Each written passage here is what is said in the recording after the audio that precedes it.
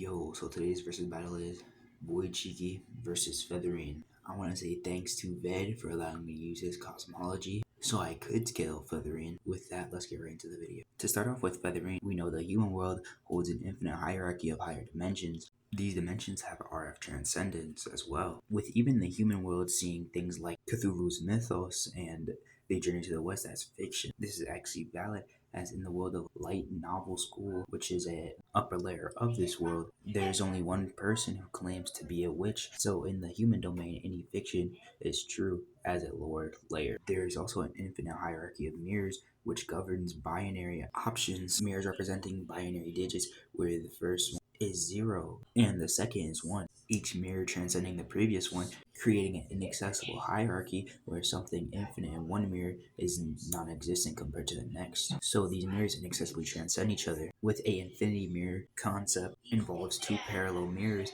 creating an endless regression, each mirror holding its own infinite hierarchy, with the first mirror being considered out-universal and the second mirror out-universal plus. This pattern continues infinitely, forming a hierarchy of mirrors, reaching a transcendence, perpetually repeating itself. And the witch's domain is a domain that cannot be reached by the human domain, being inaccessibly above it. This would make the witches at least high outer. This domain is a part of an infinite hierarchy where each higher layer, fictionally or inaccessibly, transcends the lower one. Featherine transcends all of this, seeing it as a mere piece of paper. This would easily make her boundless, even if you do ignore the mythology stuff. Now for Void Shiki. So, we know philosophy exists inside the Nasuverse. Philosophy's branches are logic and mathematical philosophy, with philosophy of mathematics blatantly talking about inaccessible cardinals as well as set theory in general, with logic being everything in mathematics itself. If you need more proof, characters inside the Nasuverse know what a conceptual universe is. A conceptual universe is from set theory. With this, set theory should exist inside the Nasuverse. And inside the Nasuverse, there's something called imaginary number space, or INS. Imaginary number space is a higher dimensional space that holds numbers and theory, with everything outside of theory